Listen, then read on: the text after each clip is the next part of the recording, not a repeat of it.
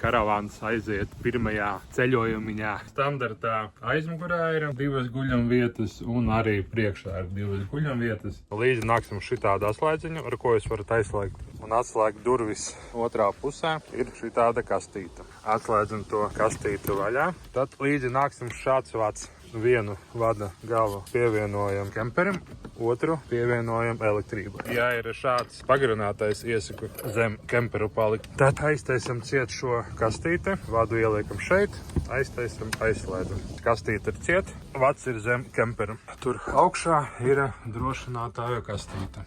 Piespiežam šo pogu, ieslēdzas 220 karavānā. Kreisajā pusē piespiežam podziņu uz leju. Pagāja indikators. Un te vienkārši spaidam podziņu, kamēr zaļā podziņa aizies līdz Electric Slow Fan. Tagad ir uzstādīta minimālā temperatūra. Naktī pilnīgi pietiks, viņš laiku pūtīs. Šobrīd karavāns ir uz 4 tādām kājām, 2 priekšā un 2 aizmugurē. Tās kājas vajadzīgas ir, lai karavāns nešūpotos. Ar to atslēgu vienkārši vajadzēs atskrūvēt vaļā. Vienojam klāt mašīnai, noņemam roķeni, uzliekam drošības stumjam virsū, laižam nost.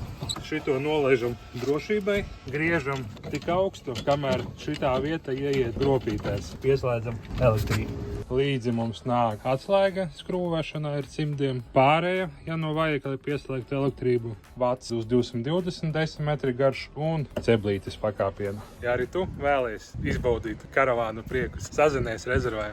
Tiekamies drīz.